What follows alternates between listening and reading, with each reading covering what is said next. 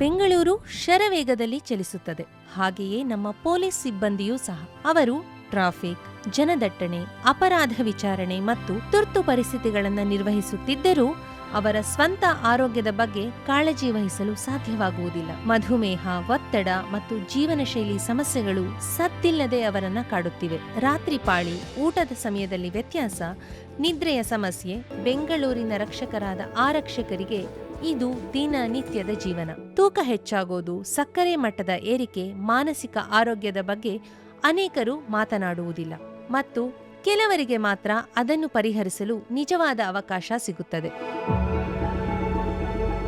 July 20ರಂದು happiest health ತಂಡವು ಬೆಂಗಳೂರು ನಗರ police ಆಯುಕ್ತ ಸೀಮಂತ್ ಕುಮಾರ್ ಸಿಂಗ್ ಅವರನ್ನ ಭೇಟಿ ಮಾಡಿತು.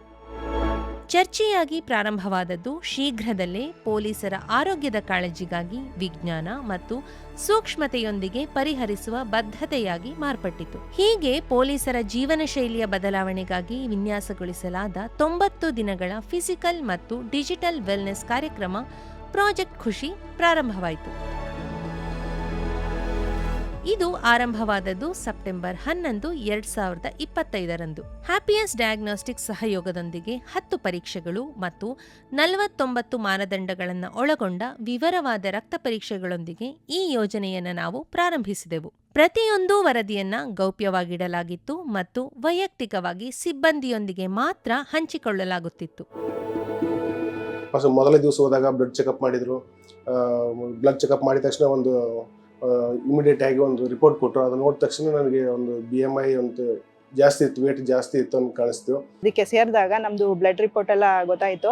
ಅದರಲ್ಲೂ ಸಹ ನಂದು ಶುಗರ್ ಬಾರ್ಡರ್ ಲೈನಲ್ಲಿತ್ತು.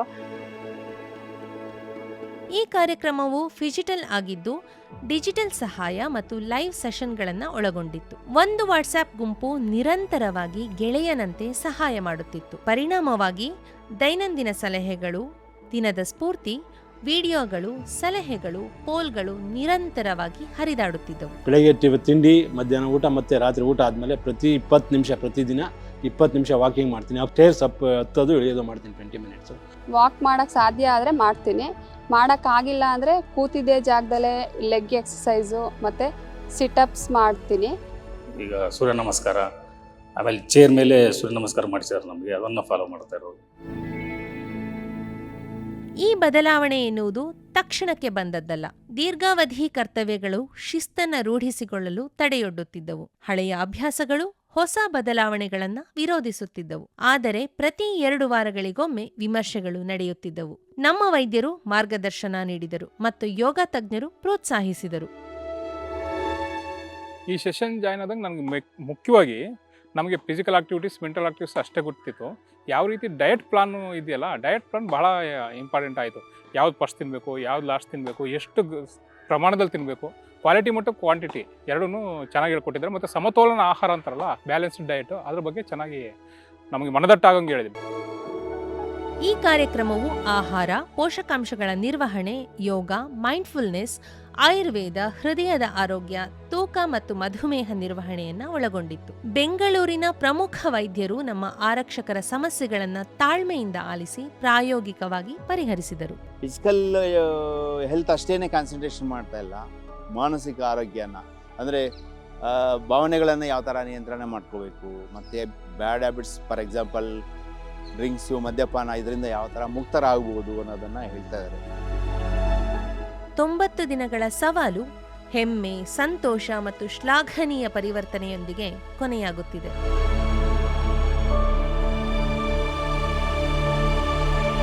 ಸಕ್ರಿಯವಾಗಿ ಭಾಗವಹಿಸಿದವರ ರಕ್ತ ಪರೀಕ್ಷೆಗಳನ್ನು ಡಿಸೆಂಬರ್ 11, 2025ರಂದು ಮತ್ತೆ ಮಾಡಲಾಯಿತು ಮತ್ತು ಈ ಬಾರಿ ಅವರ ಪರಿಶ್ರಮಕ್ಕೆ ಫಲಿತಾಂಶವೇ ಉತ್ತರವಾಗಿತ್ತು. ವರದಿಯ ಅಂಕಿ ಅಂಶಗಳು ಪ್ರಾಜೆಕ್ಟ್ ಖುಷಿಯ ಯಶಸ್ಸಿಗೆ ಹಿಡಿದ ಕೈಗನ್ನಡಿ.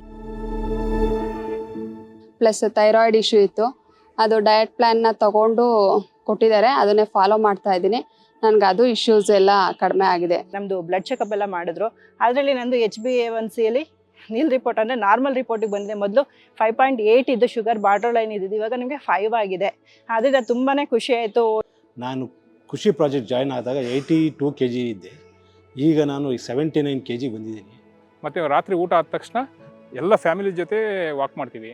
ಈ ರೀತಿ ಕೆಲವೊಂದು ಹಿತಕರ ಬದಲಾವಣೆಗಳಾಗಿದೆ. ಪ್ರಾಜೆಕ್ಟ್ ಖುಷಿ ಲಾಂಚ್ ಮಾಡಿದಾಗ ವೇಟ್ ತೊಗೊಂಡಲ್ಲ ಅವಾಗ 90 kg ಇತ್ತು ಮೇಡಮ್. ನಾವು ಈಗ 86 ಬಂದಿದೆ. ಅದು ಇನ್ನೂ ಕಡಿಮೆ ಮಾಡ್ತೇನೆ, ಪ್ರಯತ್ನ ಮಾಡ್ತೇನೆ.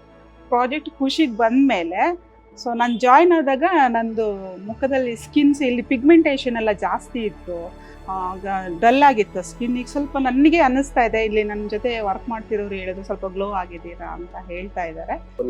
ನಂದು ಈಗ ವೇಟ್ ಲೆಸ್ ಅಂತಂದರೆ ಫಸ್ಟ್ ಮುಂಚೆ 84.6 ಇತ್ತು, ಇವಾಗ 2.5 kg ಕಡಿಮೆ ಆಗಿದೆ. ನನಗೆ ನನ್ನ ಹೆಂಡತಿದು 7 kg ಕಡಿಮೆ ಆಗಿದೆ. ಅವ್ರು ಮಾಡ್ತಾ ಇದ್ದಾರೆ. ಈಗ ನಾನು ಮಾಡೋಕ್ಕಿಂತ ಜಾಸ್ತಿ ಅವರೇ ಮಾಡ್ತಾ ಇದ್ದಾರೆ. ನಾವು ಇದು ಸೇರ್ಕೊಂಡಿಲ್ಲ ಅಂದರೆ ಬಹುಶಃ ಖುಷಿನ ಮಿಸ್ ಮಾಡ್ಕೊಳ್ತಾ ಇದ್ವಿ ಏನೋ ಅಂತ. ಖುಷಿಗೆ ಸೇರೋದಕ್ಕೆ ಇನ್ನೂ ಖುಷಿ ಆಗ್ತಾ ಇದೆ. ಖುಷಿ ಜೊತೆ ಸೇರಿಲ್ಲ ಅಂದರೆ ಒಂದು ಲೈಫ್ ಸ್ಟೈಲ್ನೇ ಮಿಸ್ ಮಾಡ್ಕೊಳ್ತಾ ಇದ್ವಿ ಅಂತ.